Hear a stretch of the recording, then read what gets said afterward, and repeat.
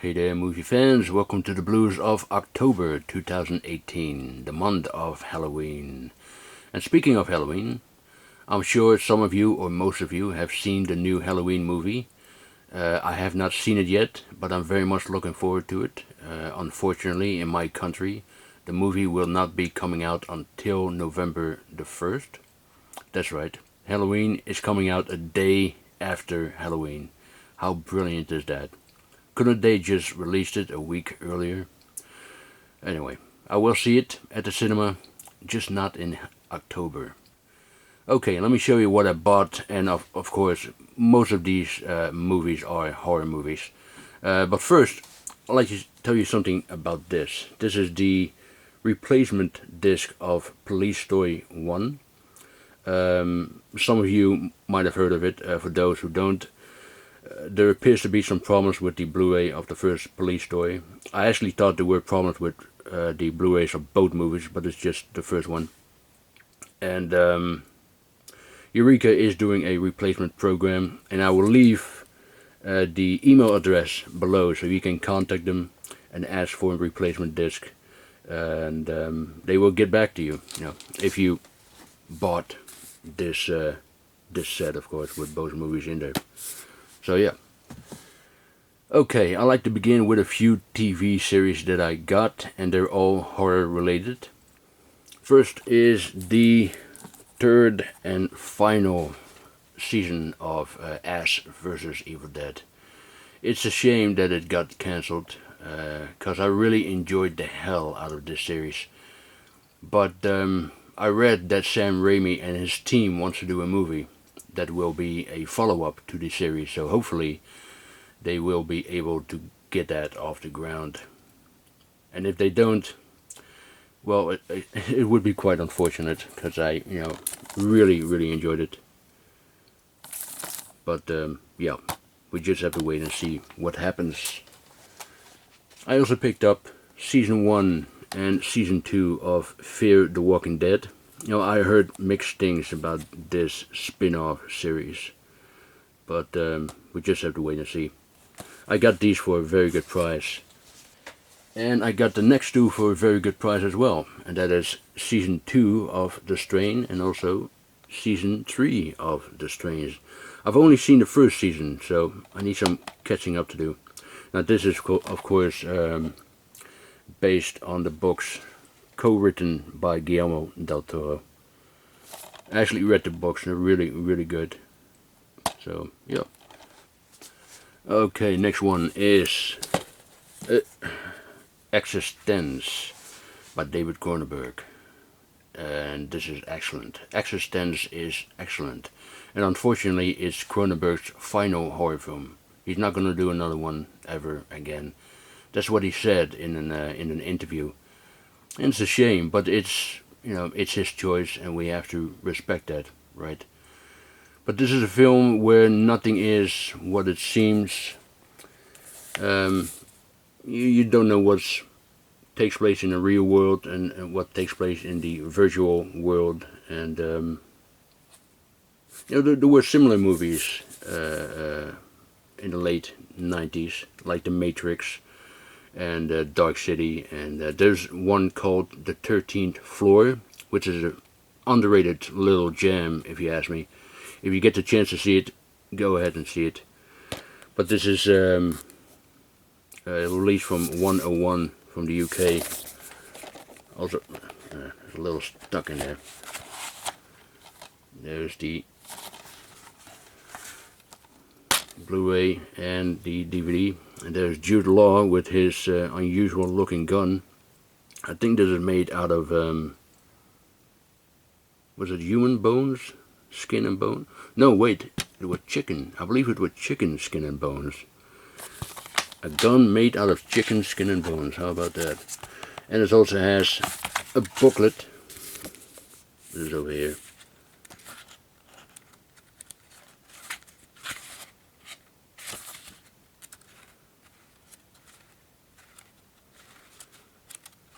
And the movie is just really good. Absolutely good. Okay, next is The Warlock, Collection by Vestron Video. The first one was a lot of fun, actually.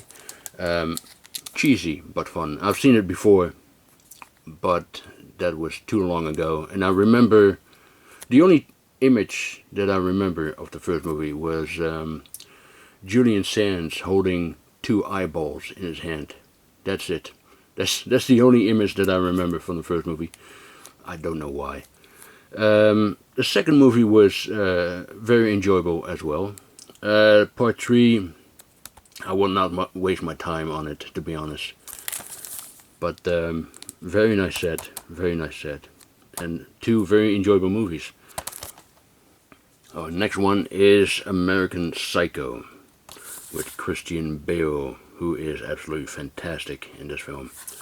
But I do wonder what Leonardo DiCaprio would have made out of it. You know, DiCaprio was attached to the movie at one point, and Mary Herron, the director, was not happy about that, so she left, and she was replaced by Oliver Stone. And then DiCaprio decided not to do it because some people convinced him that it would kill his career or something like that.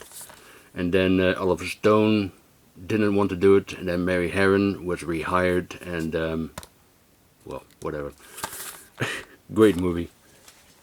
Next one is The Cell. I saw this at the cinema in when was this? 2000. I cannot believe this movie is 18 years old already. But it still looks amazing. And yes, it is style over substance, but I never really had problems with, you know, those kind of movies.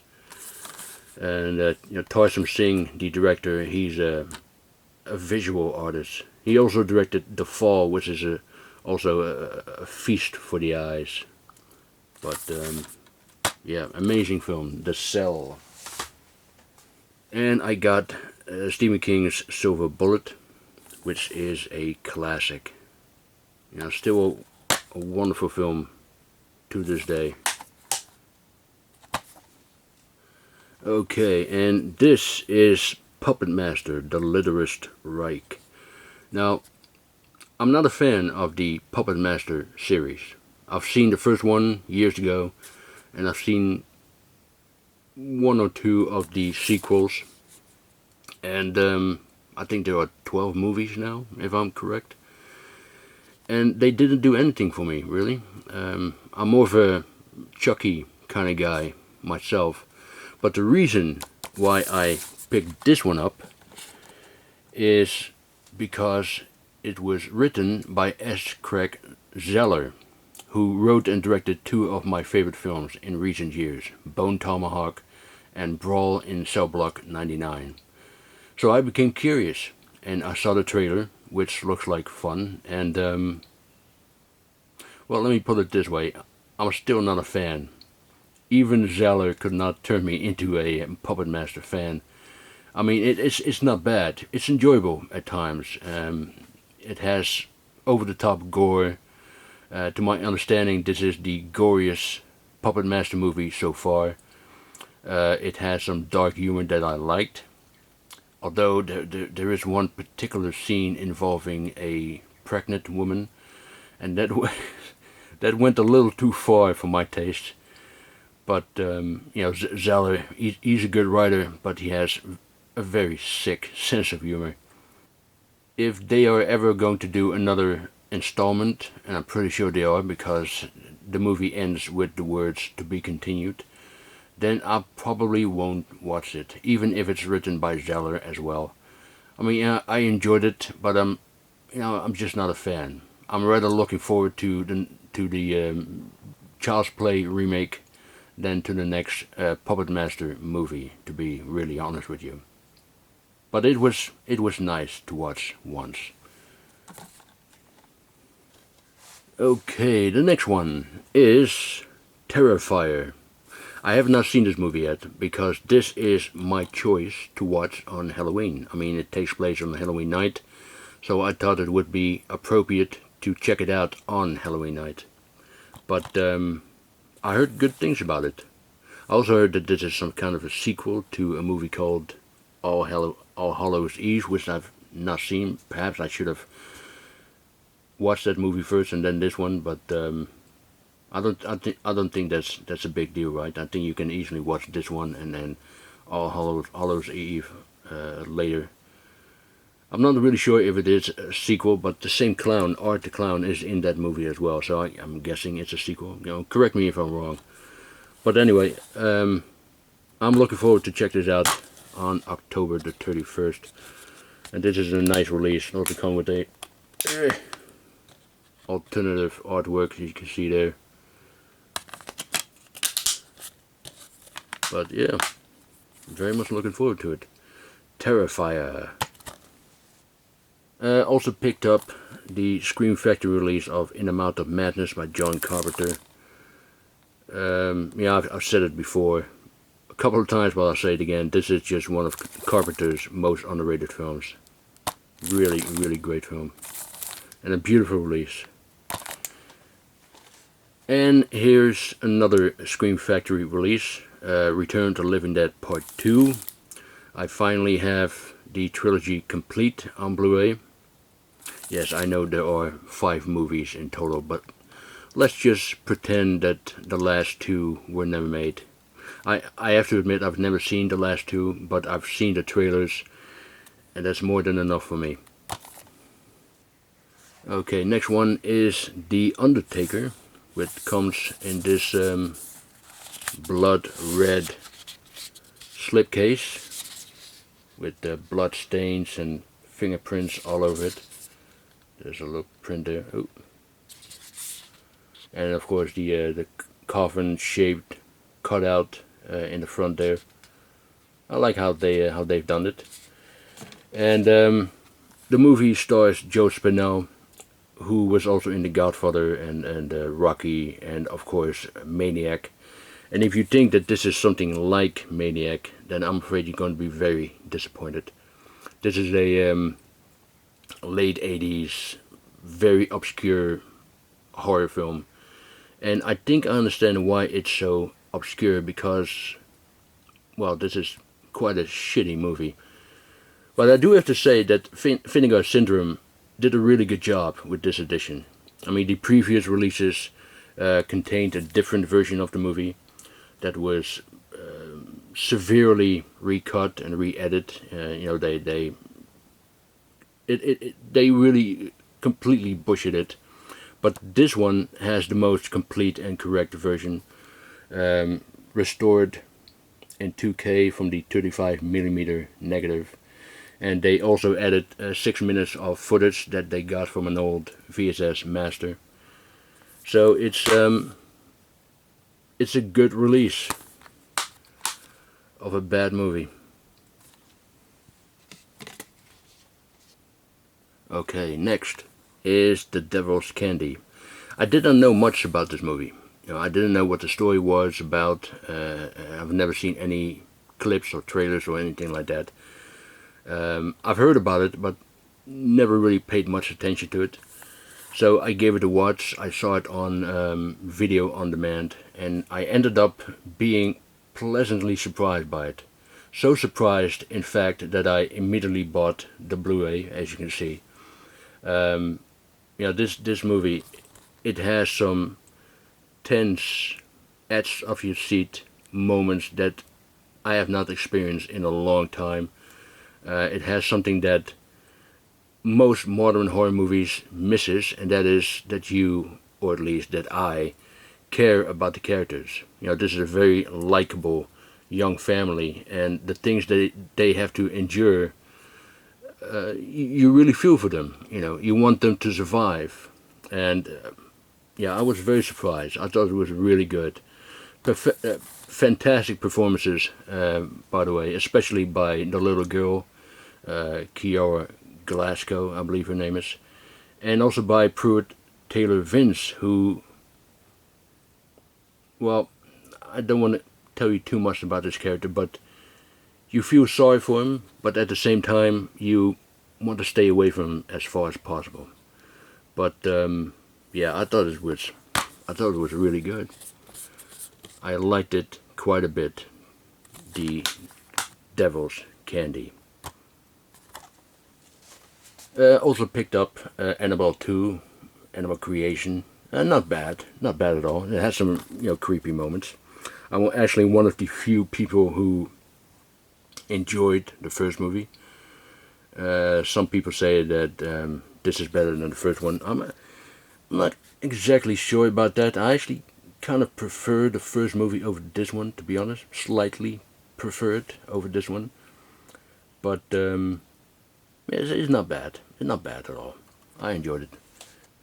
Okay, the next few titles are Italian films.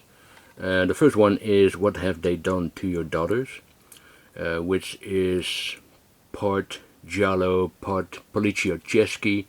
It's the second movie in the Schoolgirls in Peril trilogy.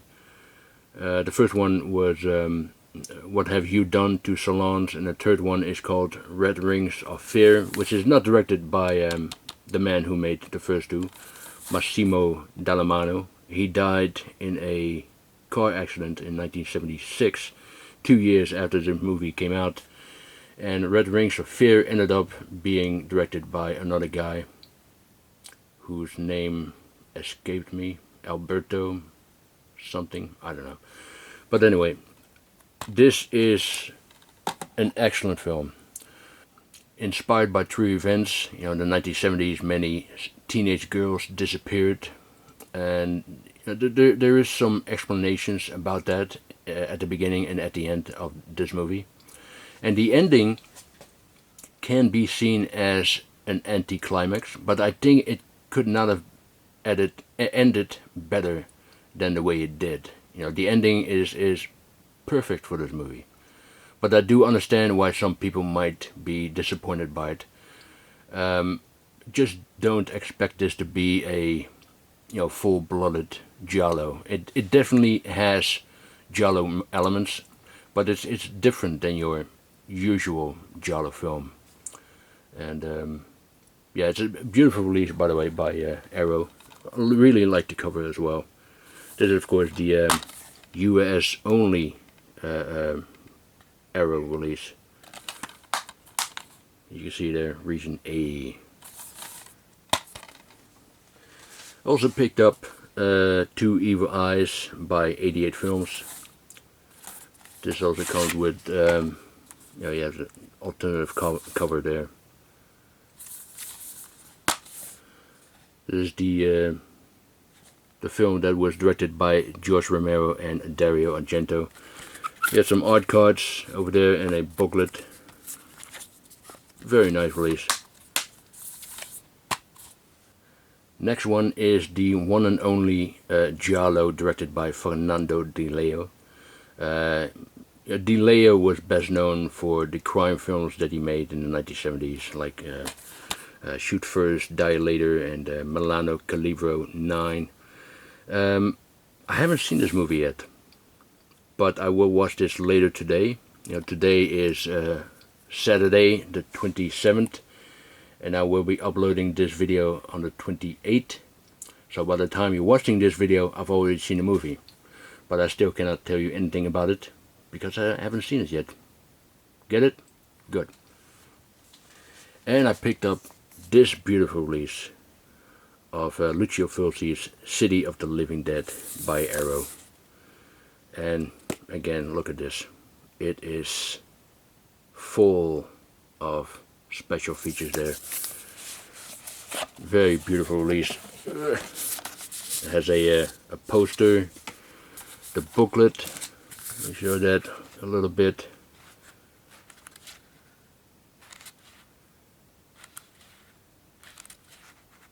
Very, very beautiful what Arrow have done. Ooh. And this is a classic, of course. How can you not love Lucio Fulci? And here is the Blu-ray with some lobby cards. Yeah, another fantastic release from our friends at Arrow Video. And speaking of Arrow, I got 5 titles from their Halloween sale, and they're all blind buys. The first one is The Case of the Scorpion's Tail by Sergio Martino. You know, I've been picking up quite a few Martino films lately. You know, the Violent Professionals, The Strange Vice of Mrs. Ward, The Suspicious Death of a Minor, and now I got this one. So my Martino collection is growing. And I'm also going to get the Arrow release of Torso. So can't wait to get that one. The Addiction by Abel Ferrara. Ferrera.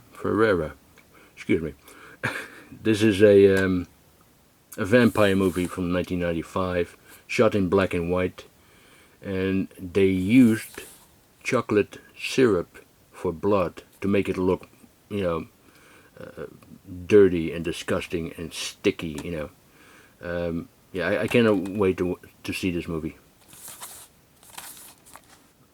And the next 3 are Japanese films from 3 of my favorite Japanese directors.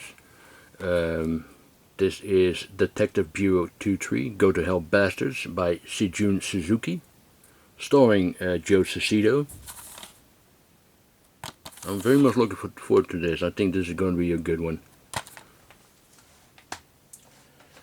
Doberman Cop by Kenjin Fukasaku. Now, I watched the new Battles Without Honor and Humanity in September, and they're really good films. Especially the second movie. The second movie is just brilliant, and I just love his films. He's was a great director, Fukasaku, and I think this is going to be another great one by him. And the last one is The Happiness of the Katakuris by Takashi Miike. Now this is this is very hard to put in one category. I mean, it's many things. It's a horror film, it's a comedy, it's a musical, all sort of things into one. But yeah, above all, it appears to be one crazy, screwed up movie. The kind that only Takashi Miike can make, you know. But, yeah, I'm sure this is going to be a lot of fun. Okay, next is the German set of Summer of '84. Now, this comes in a VSS style packaging. It's pretty much the same as this one, Stranger Things. Here, let me show you some. Hang on. Let me put Michael aside from him for a minute, and this one as well. So you can see what the difference is.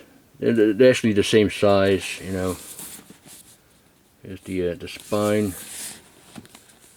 the back, and the other spine. Let me show you what the inside looks like. It's almost the same, actually. Almost quite the same. Here it is. The same sort of packaging as the Stranger Things release, and this one comes with a pin, a poster over there. It has the soundtrack. It has some advertisement. And these are, oh, hang on, this is the DVD and Blu-ray, as you can see there. And these are some art cards, or picture cards, you know, of the movie.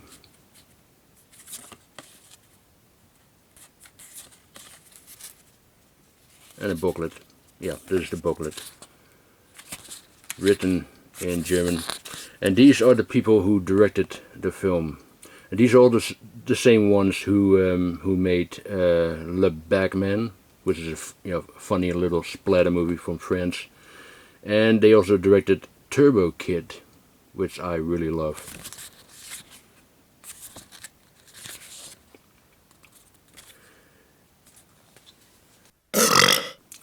So this is a very cool set, and it's limited to 1984, which is very appropriate. And here's my number down there.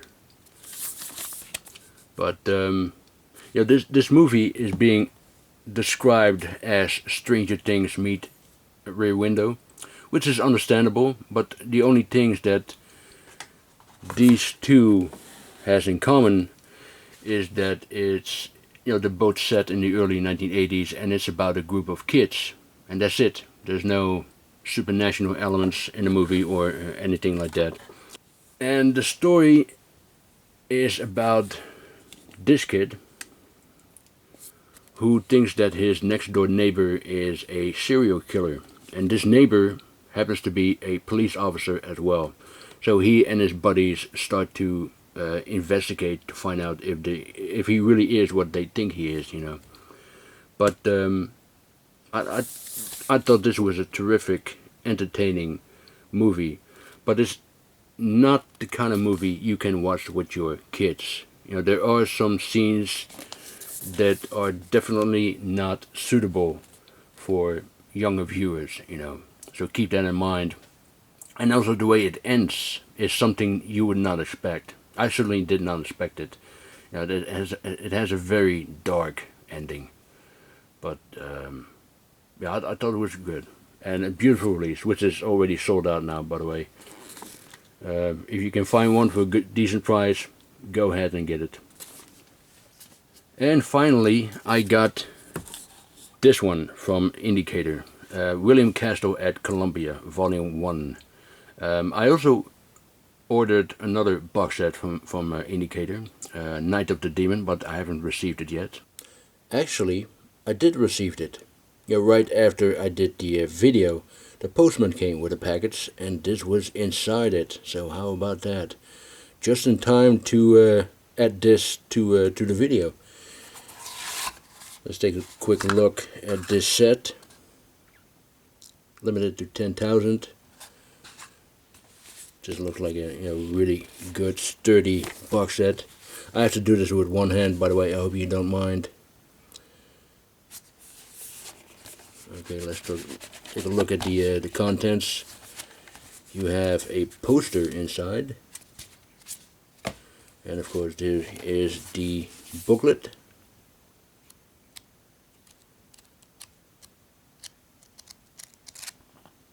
Looks very nice. And here is the DVD Blu-ray combo with many special features, as you can see there.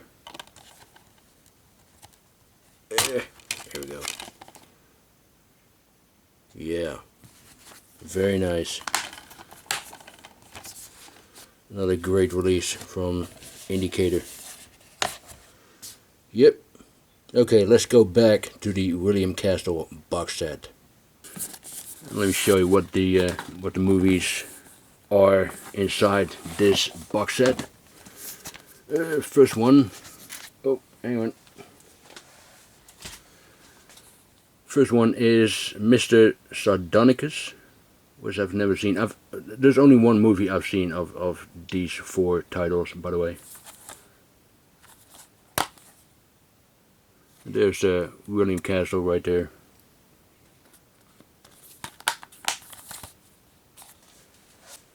Next one is Homicidal. And here's Castle again, and with I think this is supposed to be Alfred Hitchcock's head.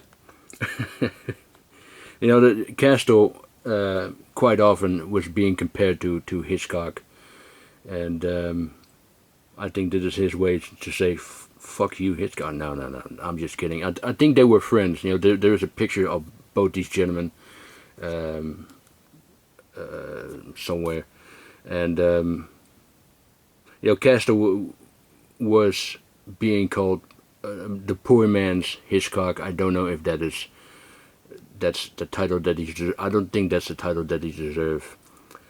But it's understandable why they compare him with Hitchcock, because he was a director who he was famous. One of the few directors. I think it was John Waters who said it best. I think he said something like Hitchcock and Castle were the first director personalities, and before that nobody knew what a director was. And I think that pretty much says it all, right? And they also inspired each other. You know, Hitchcock, when he did Psycho, he was inspired by the low-budget horror films from the 50s by Castle and also by Roger Corman. And Psycho inspired Castle to make similar films. And I think this was pretty much inspired by Psycho. That was his answer to Psycho, actually. But yeah. 13 Ghosts. This is the original version. I think you might be familiar with the remake. They came out in, I don't know, late 90s, early 2000s, something like that.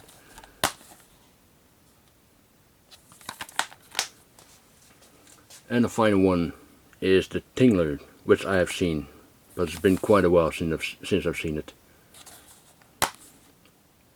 It stars Vincent Price, as you can see him there.